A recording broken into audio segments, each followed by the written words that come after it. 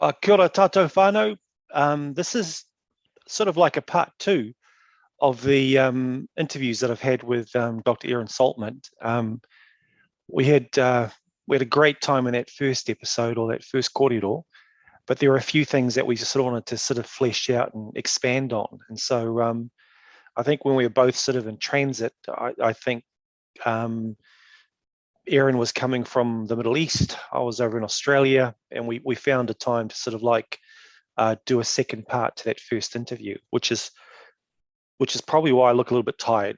So I want to explain it right now. But look, in this second interview, we talk a little bit more about the whole society approach to radicalization and being able to sort of respond to it, that it becomes a whole society solution. And the other thing we look at is this whole concept of multi-stakeholder approaches, and we talk a little bit more about the indigenous worldviews and giving someone that's being radicalized or that is subject to extremism an alternative purpose.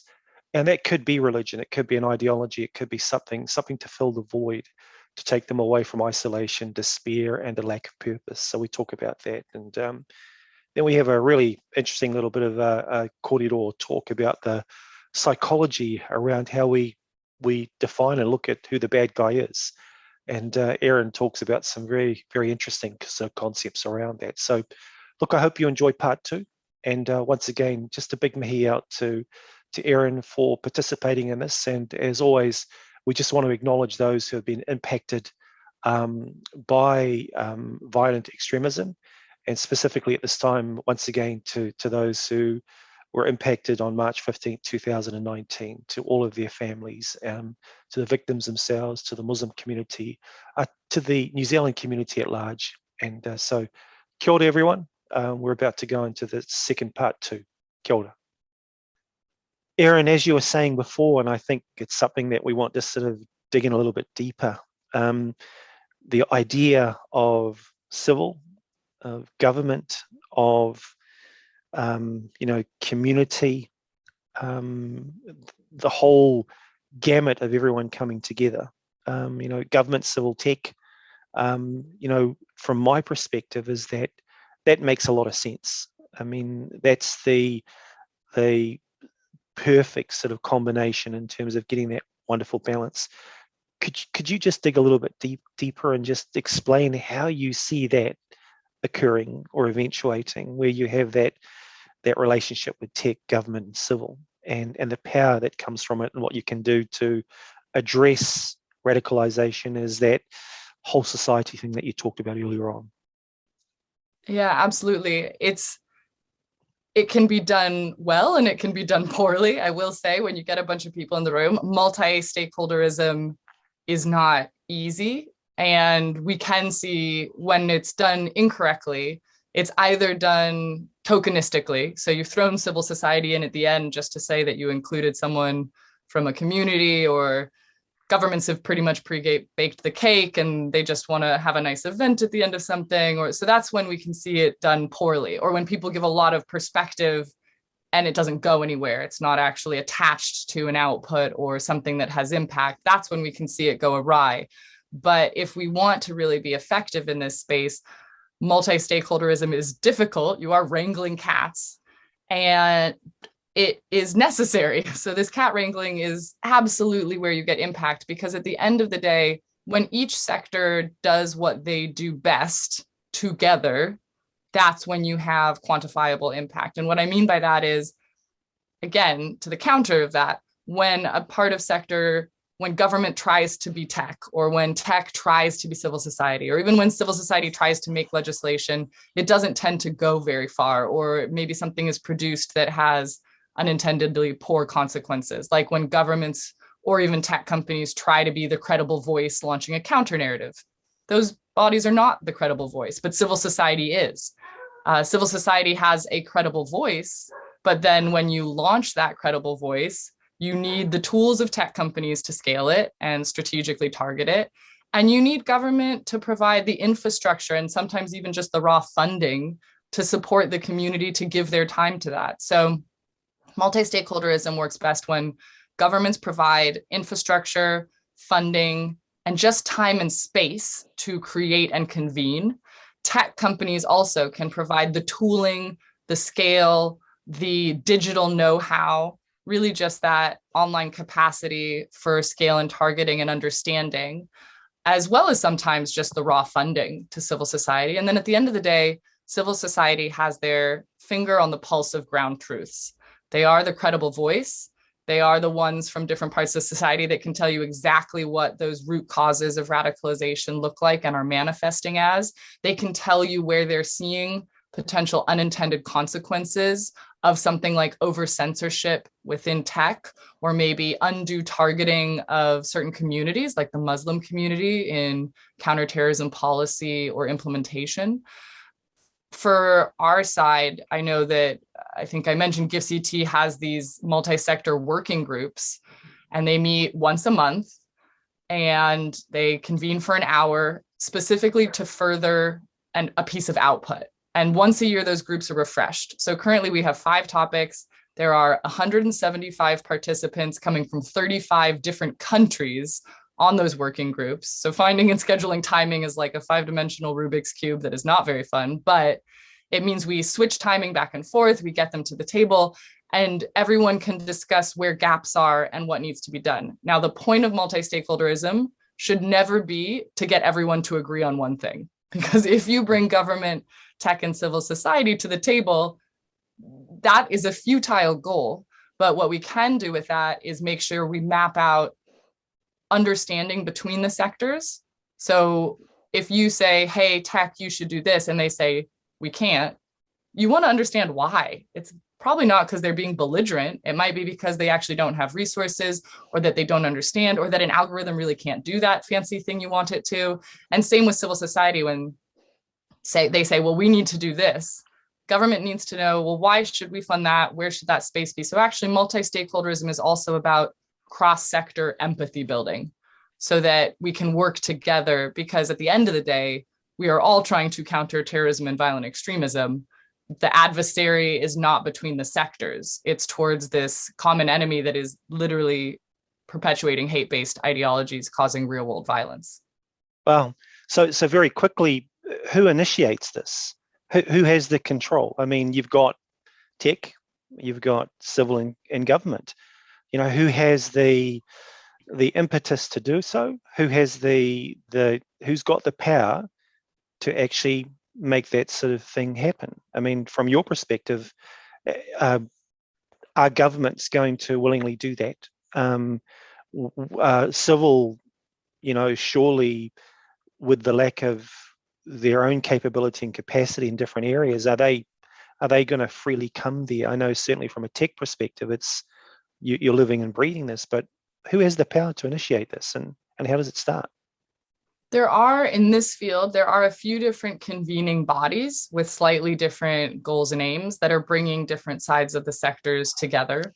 So traditionally, most of these efforts, I would say, have been government-led, meaning that has different consequences, that has different outputs. Largely, governments traditionally convene to identify gaps in legislation and policy. So you have things like the EU Internet Forum, that I think was launched in 2015, 2016. And that was meant to bring member states to the table to hold tech accountable. So that had a very specific tone and tenor, which was to get big tech and then some medium tech eventually to the table to get them to be more transparent about the technology being used to counter terrorism, to actually get more robust data points on transparency reporting efforts, which did happen. So if you look 5 or 6 years ago, tech companies didn't have specific data metrics on terrorism and violent extremism. Only the big ones can really get that granular data in transparency reporting. But that was something because of the EU Internet Forum, and civil society was brought to the table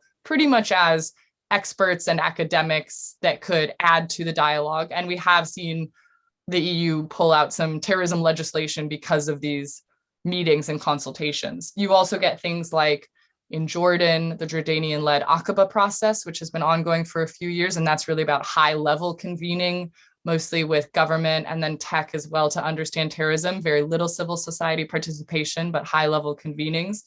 You also, of course, GIFCT in and of ourselves, we're a bit unique in that we weren't founded by government, but we were founded by tech for tech. And we really tried to build multi-stakeholderism at our core to get feedback. So not just in the working groups I mentioned, but also in an independent advisory committee that has both government, and then outweighed by government is civil society representation. So purposefully, it should not be a government body. It should be less than 50% government representation and should be more civil society to advise us on our direction of travel. But then you also get in New Zealand, the Christchurch call to action, which again is obviously government led, but has developed a civil society advisory network. And I think what we're trying to see is, okay, what does it mean to be a government or a tech company or a civil society representative within the Christchurch call? We know that GIFCT has taken on some of the work stream goals that Christchurch call has put forward around things like transparency or algorithmic processes or crisis response. But obviously GIFCT shouldn't be running the civil society part of that network. And in all of these efforts, it's also, you have to understand that civil society has less capacity and more strain. So if you want to convene a lot on different hours and demand a lot of time of people, civil society, this is not their full-time job. They're lending time to your effort. So it's really hard to construct these processes in a way that is empathetic to the fact that civil society often is paid less and demanded more from. And you don't want that to be a really vampiric relationship either, where you're kind of sucking time and energy from them and they don't get any positive benefits from it. Yeah, and it sort of makes me think now for a second. You talk about this multi-stakeholderism.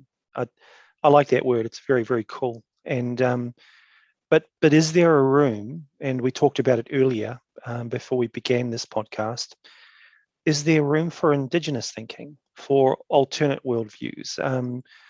And, you know, when we think about Indigenous views or indigeneity, what I'm really trying to say is that something which is almost non-European, non-Western, non-Eurocentric, but is something that belongs to Indigenous peoples and the way that they view the concept of collectivism. You know, most Indigenous peoples are connected to the environment. They have strong attachments to things which are outside of the physical world. There's more of this spiritual, physical, all one together. And that, from a Māori perspective, is that I can't disassociate the physical from the spiritual. I just can't, because to me everything is connected from what we call a Te Ao Māori perspective. And so, is there room? I mean, you've traveled the world. You've met with multiple cultures. You know, you've spent time with the First Nations, and you know, I'm going to ask you the question right now in terms of your experience. Is there a room for that type of introduction of thinking in terms of alternative ways of thinking? I would say the shortest answer would be yes, but the biggest question is always, how do you apply that, and at what scale is it feasible to apply that, just in very practical terms? So when you talk about, I guess from a Western-centric linguistic perspective, we would say holistic approach. And again, that's an easy word to throw out there, but doesn't necessarily mean much unless you qualify what you mean by holistic approach. And that's that 360-degree approach. There are some examples of models, for example, for disengagement work, or maybe controversially termed de-radicalization, DRAD work, where a more 360 humanist approach has been taken. For example, in the Aarhus model, I believe in Denmark. So when they had, for their population, a quite high foreign terrorist fighter issue, which again, number-wise is quite low, but for their smaller culture and capacity quite high for them, the Aarhus model was deemed as an extremely successful reintegration model, because when a foreign terrorist fighter was returned to Denmark, there was a 360-degree assessment of their situation, their social circle, because oftentimes you might be in a radicalized social circle, so just going back to your old friend group might be problematic, their ability and job prospects. And basically, yes, you might be deemed a terrorist, you might even spend some jail time, but as part of that, you were offered education and really practical job skills. And in the aftermath of coming out of prison, you were basically reintegrated into society with jobs prospects, with a group around you that could support you. Now, that is a really fascinating disengagement model and was seen as successful. It is probably likely that it worked very well because it was very small numbers in a small country. And so we oftentimes see that scaling that en masse can sometimes be difficult. And so it's about how do you put infrastructure in place to support this kind of global but local structure. So the idea that we could take lessons learned from a model like that and apply it and allow localities to take that on and implement it in a way that works for that locality. Oftentimes, if we just say one size fits all, you need a little bit of reckoning between the differences. And to your point about spirituality, I think we talked about these push and pull factors earlier in our conversation. A lot of things that drive people to violent extremist groups is that those groups provide you with a spiritual outlet. You have a spiritual void. You might not even be that religious before joining a very religious violent extremist group, but they provide you with this purpose and meaning. So to just take away the violent side without addressing that meaning and purpose that was given to you will make you vulnerable to backsliding. So if we don't address giving people alternative purpose, not just alternative worldview or religion or ideology, but actually filling that void of purpose, that's really crucial. Yeah, it's sort of some of what you're saying actually transfers over into this concept that Māori and Pacifica have about when we raise a child, we raise that child in a whole village. And so the child is not necessarily raised by, just the immediate family. It's the uncles, aunties, the grandparents, it's the cousins, it's the people that live right next door to you. And so that whole sort of community, that locale becomes that they become responsible for the way that we raise our children. And but that spiritual part that you're talking about, about purpose, about, there's many stories of Māori and Pacifica which have lost their way in terms of their culture. And when they return to their culture, it becomes quite a spiritual thing at the same time. But yeah, it's interesting. I think we talked in one of our discussions about the fact that here in New Zealand, we're focusing on 50% faith-based ideologies, and the other 50% is far-right white extremists or supremacists. And you would suggest today, though, and this is just a very quick question, is that the far-white supremacists that I've seen are actually quite faith-orientated, and that, so just quick comment on that. Am I correct in coming to that assumption? Yeah, I think it would be, I personally, from my experience, would see that it would be wrong to term, I don't know any violent extremism that's not ideologically motivated. And a lot of that can be faith-based. That's not just Islamist extremism. So I would say a lot of the white supremacy and neo-Nazi ideologies are having a very Christian Anglo-Saxon worldview, take on a lot of iconography of, augmented crosses that get used quite a lot in the white power movement. And so it would be wrong to say that there wasn't a faith-based motivation in there, just as much as when we saw a lot of, again, foreign terrorist fighters that joined Daesh or ISIS, a lot of them were not devout Muslims. In fact, statistically, a lot of them were converts, new to the faith, or only loosely tied to the faith. They weren't the ones going into pray a lot. And in the white supremacy movement, same thing. A lot of people reappropriating an Anglo-Saxon Christian ideology and helping tie that to the justification for supremacy. We've even seen some very trippy sides of white supremacy neo-Nazi movements. For example, we know of some cases where yoga studios were targeted for recruitment because there is a strand of neo-Nazism that feels that Hitler was a reincarnation of Krishna. And they are actually very into some of the Hindu white overlap. And so to say that white supremacy doesn't have strong ties to faith-based justification, there are violent extremists that do not have that tie. So some of the incel, involuntary celibate, misogyny-focused violent extremism does not necessarily inherently at its core have that spirituality tied to it. But I would say a lot of the neo-Nazism and white supremacy does. Yeah, and it was interesting when you said that, because we think of Aryans, and we think Aryans started in the Second World War. The Aryans go right back to northern India, the Indus region many, many years ago, and all that some symbol and all the things that represent who they were. Now, I do have an interesting question, I think, and it's something we talked about before, is that we talk about how potentially the intelligence community or law enforcement or government are looking for these bad guys, and we're looking for these bad guys, and we're thinking either they don't look like us, or, as you were saying before, they actually do look like us. But there seems to be something going on in terms of the way that we're still programming how we see someone that is being bad and how we define them, and whether it's a psychological thing, whether it's something we've been trained to do, but it's almost a type of, racism to a certain extent, and it's something which is inherently in us in terms of that, our biases, and that phenomena, is all over the place, and it continues to exist. And so, I'd be interested to hear your thoughts on that. I mean, what do you think's going on?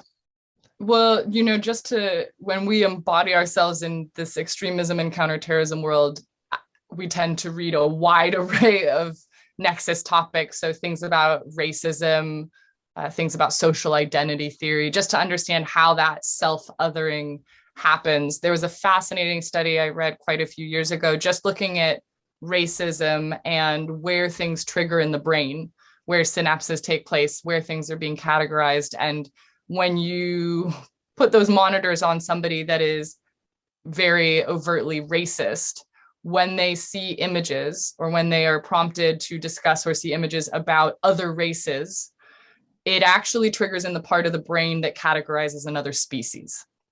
So when we talk about justifications of violence or dehumanization over time using dehumanizing language, that is extremely significant, because it literally means that somebody is putting you in the part of their brain that justifies putting out a rat trap just as easily as getting rid of you as your racial species that they have identified as so much of another that they no longer see you as human. And there are kind of these three aspects when we look at genocide, or when we look at mass justifications of violence. I think we touched on these areas of linguistics and self-othering that happen, that idea of defining the self and other, the idea of dehumanizing the other, and then the idea of reappropriating militaristic language among your in-group. So even if you're not in the army or in the police force, the idea that you would say, oh, comrade, soldier, and you kind of start, those three areas are very dangerous. And then that social identity theory, again, tests have kind of shown, if you put children out in a play yard and you put half of them in yellow shirts and half of them in red shirts, and you say, hey, we're going to play basketball, or we're going to play this game, guess how they divide themselves? Even if you don't say red shirts versus yellow shirts, it's kind of these triggering things. So we've taken very base animalistic divisions that are usually used for fight versus flight or knowing your in-group, and we've kind of augmented them with our social structures, our xenophobias. They've kind of been twisted by society over time. Yeah, and we can see how when someone's been radicalized or extremism has become a very big part of who they are, is that we know that they've got a warped sense of reality. But to potentially hear, though, that the people which are looking for them and the institutions which are looking for them are also potentially exposed to that type of thinking. I mean, it sounds like we're not even thinking as being primates. We're all primates, but you're sort of saying that we're outside of that species, and we're non-primate, which is quite extreme. And so I guess the next obvious question to that is how do we stop that? How do we sort of respond to it? What does the intelligence community, or those which are looking for the bad guys, how do we deal with that type of phenomena? Is it something that is easily done? I think none of this is easy, or else we would have done it already. So we Hmm. didn't choose the easy jobs being in this sector. And listen, hate, xenophobia, all of this predates the internet. So when I'm looking at internet companies, we also shouldn't say, oh, none of this existed before the online space. What we Hmm. need to say is, okay, how much of this is human within society? How much of this is online? What is the online offline dimension of this, and then where can we put interjection points? There are some reckonings that do need to happen when you look at groups like the Oath Keepers, who were largely part of the January 6th uprising, Hmm. attempted insurrection of the US government. That's no light thing. Oath Keepers were founded on being former military, former army, former law enforcement. They are a group founded on that. So that's a problem if within your armies, your police forces, there are inherently some of these strings and ties to xenophobia. We also saw case studies covered by the New York Times and others about that taking place in Germany, about certain percentages of people within law enforcement actually facilitating some of the neo-Nazi movements. And so that needs to be handled structurally by government and law enforcement infrastructures, really weeding out and doing some training and making sure that there's less tolerance for times that maybe civil society reports in and says that there's been xenophobic abuse. We've recently seen that in the news in the UK as well, just law enforcement more likely to search ethnic minorities compared to white individuals that are stopped for stop and search. That data unfortunately exists all over the world. And so that's a reckoning on its own terms that needs to take place. And then with the online spectrum as well, I think we're in a good place to say, okay, we have all these tools available to us. Some of this is about spiritual void filling. There are things you can do that I know some of the tech companies are testing with that aren't just about removing your content, but are about surfacing alternative narratives to you, and not just alternative narratives, but maybe it's about just surfacing alternative groups to you. Like, I'm on Facebook and I am part of a scrap quilting group. I probably shouldn't say this to the public, but during lockdown, we were all looking for some craft to stop us from going crazy. And this crafty quilting group full of little old ladies is extremely active and supportive of any weird thing and wonky pillow that I have made. And you just think, you know what, that actually filled this void even for me during lockdown. There's all these groups, whether it's a fishing group, whether it's you're into tarot card reading, there's all these different outlets that fill that camaraderie and oftentimes fill that spiritual void. So we're in an interesting place where we could be surfacing groups to individuals that are seeking that sort of identity filling. And those groups are inherently more diverse than your natural social circle, usually. Yeah. And there is some really interesting data that shows, even though we talk about echo chambers a lot, in the online space, you are actually statistically more exposed to a diverse spectrum of opinion than in your own social circle. It just happens to be the fact that you scroll past anything you don't agree with. So even if I just expose it to you, if I don't expose you to it without a cognitive opening to hook you, then you just scroll right past it. So the question now is, how do you package these alternatives in a way that can cognitively appeal to people that are seeking and maybe on that spectrum of early radicalization? Yeah. I like what you just said. I'm catching up with Professor Edwina Poe, who's a top diversity expert, and has written quite a bit, is quite well known, and is actually doing quite a lot of advisory work here in New Zealand in terms of what's happened with March 15th or the Christchurch attack. And just last week we talked about this concept of those who are radicalized quite often are isolated. They don't have a purpose. There is nothing but despair quite often in terms of their actual lives. And she's done a bit of research on this, or actually quite a lot of research to connect this idea that once they have purpose, the purpose can be bad or good. And if the bad purposes grab onto them sooner, the bad purposes will begin to feel and take away the isolation, the despair, and a lack of reason for living or purpose.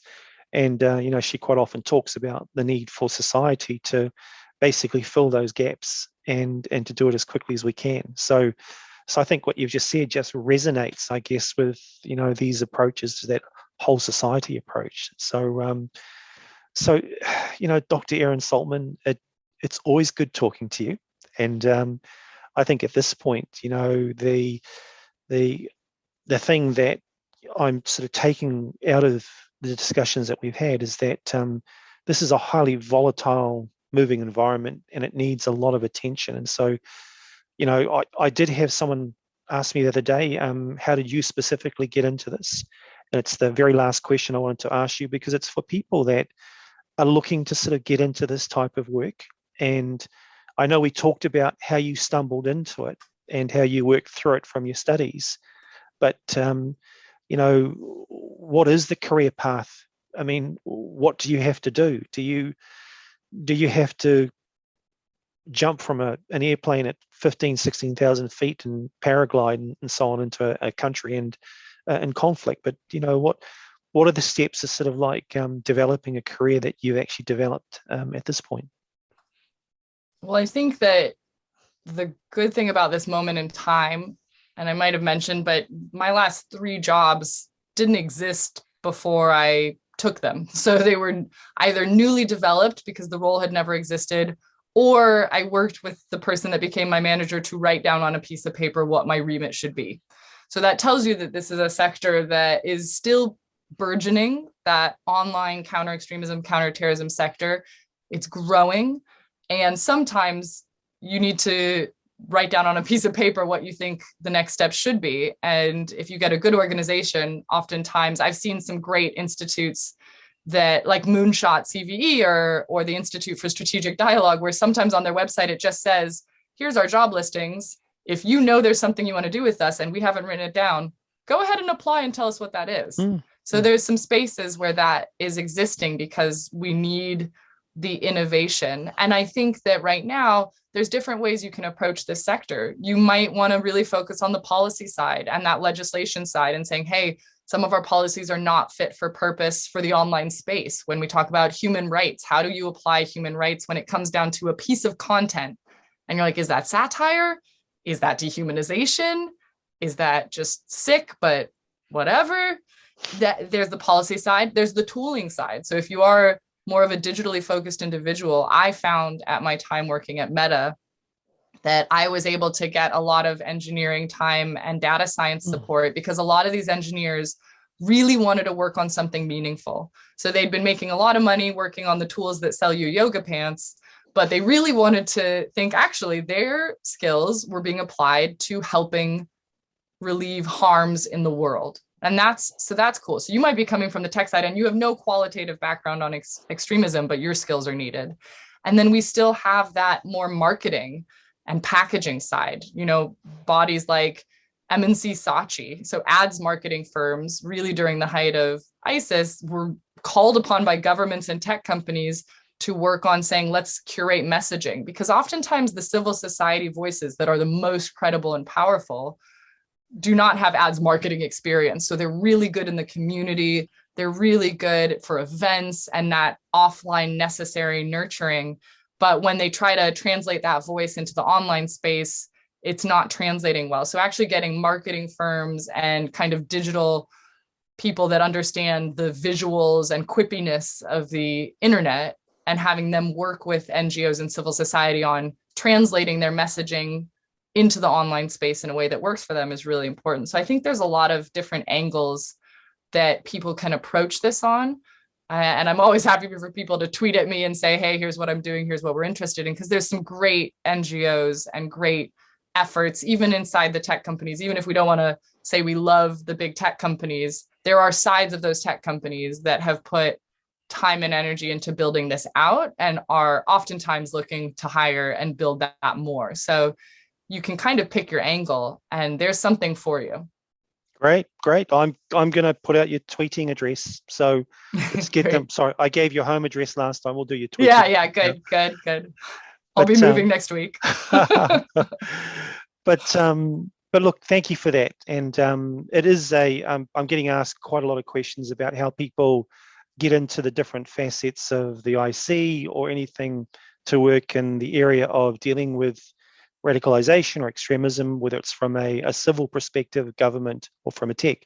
So I think it's just, once again, I think it's remarkable how you sort of how you're doing what you're doing today, and I think at the same time it keeps coming back to that, I guess, that gender discussion we had a while back too, is that, you know, you would typically think in the past that the tech industry had less females, and you typically think right now that the IC community has less females in terms of making the right strategic decisions and guiding directions and that sort of thing. So it's actually quite, I guess, talking to you, I think is a fantastic thing, because you've demonstrated that that while there may be some barriers out there, is that there's an opportunity for both male and female, and to sort of do well in this particular area. So Erin, I just want to commend you and say thank you so much, and no doubt we'll catch up when we get up into London in the next 2 or 3 months. And at the same time, I just want to sort of encourage any of the people which are listening to this or watching it, is that everything that we've talked about today, once again, we just want to honour and think about the victims of people which have been hurt, via radicalisation or extremism, and just keep bringing it back to the real reason that we do these things. And so a big mihi out to them, which means to acknowledge in Māori, or huge aroha, or awhi, which is support and love. So kia ora, Erin, thank you so much, and look forward to catching up in the next couple of months. Thank you so much for having me.